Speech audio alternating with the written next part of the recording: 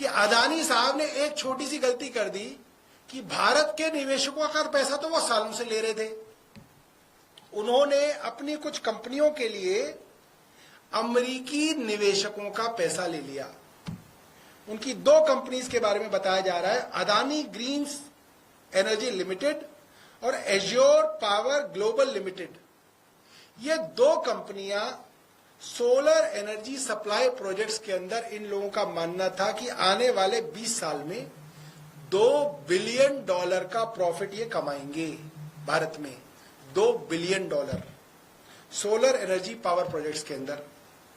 इस सिलसिले में अदानी ग्रीन्स एनर्जी लिमिटेड ने $750 मिलियन रेज करने की कोशिश की, जो कि कहते हैं ना इन्वेस्टर से इन्वेस्ट कराया जाता है, रिटेल इन्वेस्टर, इंस्टीट्यूशनल इन्वेस्टर पैसा इन्वेस्ट करते हैं कंपनियों में, फिर उनके शेयर बढ़ते हैं तो उनको उससे फायदा मिलता है, प्रीमियम मिलता है। तो अडानी साहब ने ये जो पैसा रेज करने की कोशिश की उसमें करीब $175 मिलियन अमेरिकी निवेशकों का पैसा आ गया।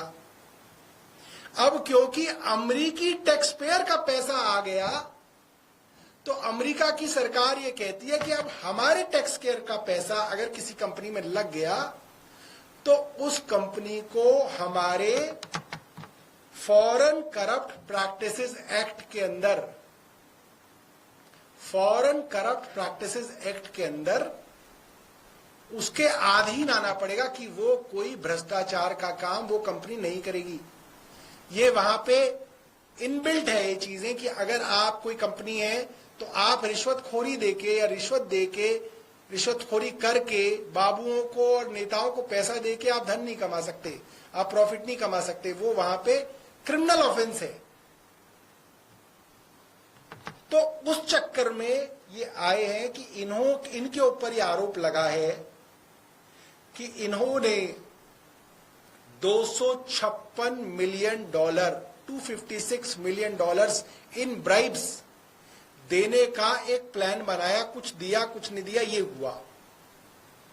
इसको इन्होंने नाम दिया है $256 मिलियन ब्राइबरी स्कीम, जिसको अगर मैं भारतीय रुपयों में कन्वर्ट करूं तो ये है 2200 करोड़ रुपए की रिश्वत।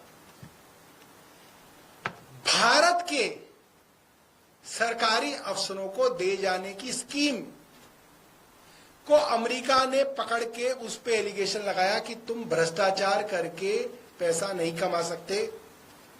मुकदमा किया और मुकदमे में सम्मन दिया है कि आप अपना जवाब दीजिए।